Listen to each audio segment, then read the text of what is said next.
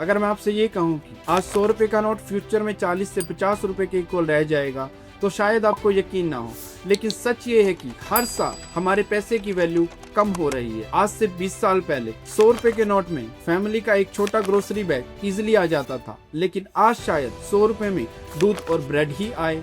आखिर पैसा कमजोर क्यों हो रहा है? इस इनविजिबल फोर्स को हम बोलते हैं इन्फ्लेशन यानी कि महंगाई। इन्फ्लेशन यानी महंगाई, increase in general price of goods and services over a period of time ही महंगाई है। मीन्स टाइम के साथ गुड्स एंड सर्विसेज की प्राइस का बढ़ जाना ही महंगाई है।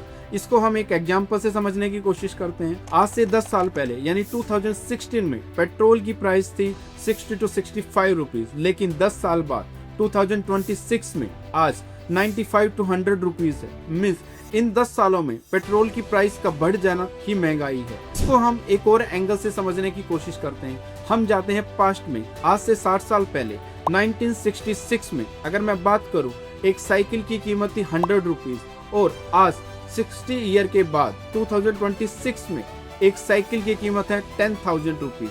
अगर मैं ये कहूँ कि 1966 में मेरे पास 10,000 रुपीज होते तो उससे मैं 100 नंबर ऑफ साइकिल्स परचेज कर सकता था, लेकिन आज 60 साल बाद मैं सिर्फ 10,000 रुपीज में एक ही साइकिल परचेज कर पा रहा हूँ। आखिर ये महंगाई होती क्यों है? क्या रीजन है इसके पीछे? क्या इन्फ्लेशन बुरी चीज है? क्या होगा अगर 0% इन्फ्लेशन हो जाए? क्या रिलेशन है इन्फ्लेशन का अनएम्प्लॉयमेंट से? और इंडिया में इन्फ्लेशन कौन मैनेज करता है? इन सारी चीजों की बातें आज की इस वीडियो में करेंगे। आइए देखते हैं। इन्फ्लेशन बढ़ने के काफी रीजंस हो सकते हैं, लेकिन हम उनमें से बात करें 4 इंपॉर्टेंट रीजंस की।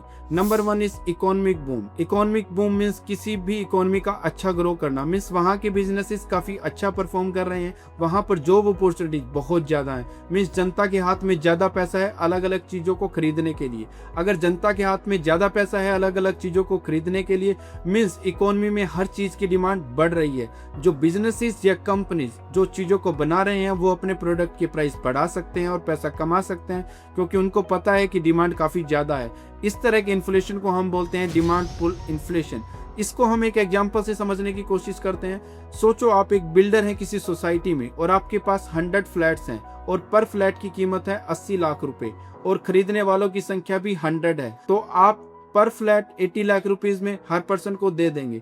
अगर मैं बात करूं कि डिमांड सडनली इंक्रीज हो जाए, मीन्स खरीदने वालों की संख्या 500 पहुंच जाए, तो आप क्या करेंगे? आप फ्लैट उन लोगों को दोगे जो आपको ज्यादा पैसे देगा। मीन्स फ्लैट की कीमतों में उछाल आ सकता है। फ्लैट की कीमतों में उछाल डिपेंड करती है कि डिमांड कितनी है, और डिमांड की वजह से जो इन्फ्लेशन होती है उसको हम बोलते हैं डिमांड पुल इन्फ्लेशन। दूसरा रीजन है रॉ मटेरियल के प्राइस का बढ़ जाना। इसके भी डिफरेंट रीजंस हो सकते हैं, उनमें से कुछ रीजंस हैं। अगर गवर्नमेंट के द्वारा रॉ मटेरियल पे टैक्स का इंक्रीज कर देना, या ऑयल प्राइस का बढ़ जाना, या किसी खराब मॉनसून की वजह से दाल चावल का दाम बढ़ जाना।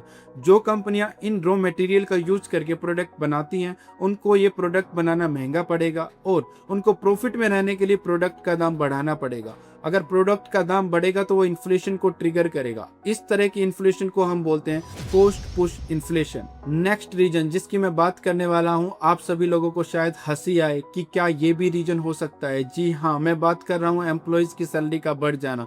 ये भी इन्फ्लेशन को ट्रिगर करता है। जब गवर्नमेंट या कंपनीज अपने एम्प्लॉयज की सैलरी को बढ़ाती हैं उससे भी इन्फ्लेशन ट्रिगर होता है। इसके अलग अलग रीजंस हो सकते हैं। इसको हम एक एग्जांपल से समझने की कोशिश करते हैं। मानो किसी कंट्री में अनएम्प्लॉयमेंट लेवल काफी कम है, मीन्स वहां की कंपनीज को अपने एम्प्लॉयज को रिप्लेस करने में काफी डिफिकल्टीज या परेशानी आती है, तो वो अपने एम्प्लॉयज को रिटेन करते हैं। अगर कंपनीज अपने एम्प्लॉयज को रिटेन करती है तो उनको अपने एम्प्लॉय की सैलरी को बढ़ाना पड़ता है। अगर कंपनी अपने एम्प्लॉयज की सैलरी को बढ़ाती है और उसको प्रॉफिट में रहना है तो उसको अपने प्रोडक्ट का दाम भी बढ़ाना पड़ेगा। अगर प्रोडक्ट का दाम बढ़ता है तो ये इन्फ्लेशन को ट्रिगर करता है। Last and important reason is currency depreciation. Means currency depreciation के काफी रीजन हो सकते हैं। उनमें से एक इम्पोर्टेंट रीजन है कि गवर्नमेंट के द्वारा ज्यादा नोट प्रिंट करना, उसकी वजह से भी करेंसी अपनी वैल्यू लूज कर सकता है और इन्फ्लेशन का खतरा बढ़ जाता है।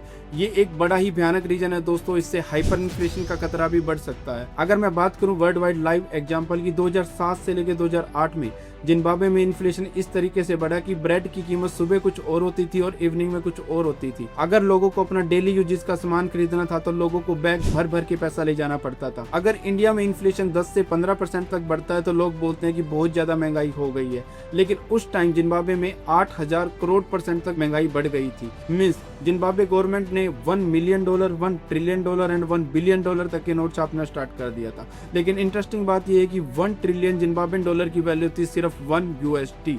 इस हद तक पैसा अपना वैल्यू लूज कर सकता है हाइपर इन्फ्लेशन के केस में। एक इंटरेस्टिंग सवाल मैं आप सभी के सामने रखना चाहूंगा, क्या होगा अगर 0% इन्फ्लेशन होती है?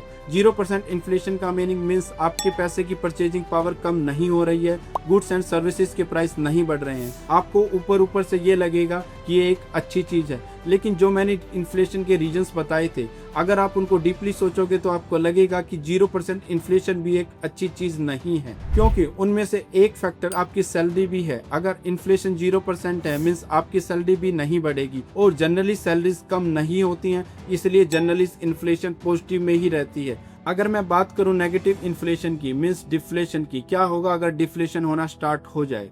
मीन्स आपके पैसे की purchasing power over a period of time बढ़ना स्टार्ट हो जाएगी और गुड्स एंड सर्विसेज की प्राइस फ्यूचर में कम होनी स्टार्ट हो जाएगी। तो आप लोग स्पेंड करना पसंद नहीं करेंगे, क्योंकि आपको पता है कि जो चीज आज हमें जिस रेट पे मिल रही है वो फ्यूचर में सस्ती मिलेगी, तो आप फ्यूचर में खरीदना पसंद करेंगे। तो इससे जो कंपनीज प्रोडक्ट बना रही हैं उनको लॉस होना स्टार्ट हो जाएगा। अगर कंपनी लॉस में जाती है तो वो अपने एम्प्लॉयज को निकालना स्टार्ट कर देती है, जिससे अनएम्प्लॉयमेंट बढ़ जाता है। इसीलिए इन्फ्लेशन और अनएम्प्लॉयमेंट में एक खतरनाक सा रिलेशन है, जिसको हम फिलिप्स कर्व की मदद से समझते हैं। अगर इन्फ्लेशन ज्यादा होगी तो अनएम्प्लॉयमेंट कम होगा, अगर अनएम्प्लॉयमेंट ज्यादा होगी तो इन्फ्लेशन कम होगा। लेकिन ये ग्राफ कुछ कंडीशंस में वैलिड नहीं है, जैसे हाइपर इन्फ्लेशन के केस में, क्योंकि हाइपर इन्फ्लेशन में काफी और फैक्टर भी आ जाते हैं। मीन्स इस 60 सालों में पैसे की परचेजिंग पावर का घट जाना ही महंगाई है। तो सवाल अब ये यहाँ उठता है कि ज्यादा इन्फ्लेशन बुरी चीज है क्योंकि उससे हाइपर इन्फ्लेशन हो जाता है, और कम इन्फ्लेशन भी बुरी चीज है क्योंकि उससे अनएम्प्लॉयमेंट बढ़ जाता है।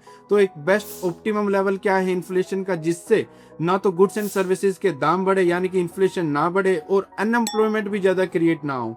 तो ये डेवलप कंट्रीज के केस में 2% जो वहां की सरकारों और सेंट्रल बैंक ने डिसाइड किया है, बट इंडिया के केस में है ये 4%, जिसमें +-2 का मार्जिन है।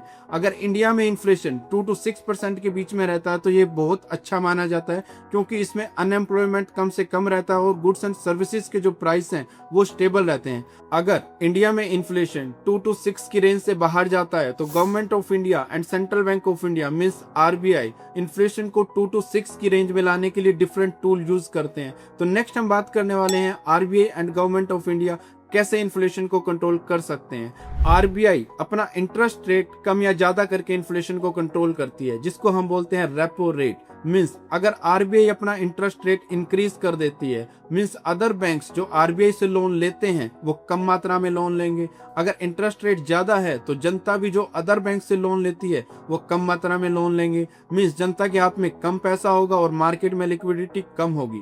अगर मार्केट में लिक्विडिटी कम होगी तो इन्फ्लेशन भी कम होगी। इसके रिवर्स हम बात करते हैं कि अगर RBI अपना इंटरेस्ट रेट कम करती है तो अदर बैंक्स जो RBI से लोन लेते हैं वो ज्यादा मात्रा में लोन लेंगे, और फर्दर जनता जो अदर बैंक से लोन लेती है वो भी ज्यादा मात्रा में लोन लेंगे। अगर ज्यादा मात्रा में लोन लेंगे तो जनता के हाथ में ज्यादा पैसा होगा और मार्केट में लिक्विडिटी ज्यादा होगी।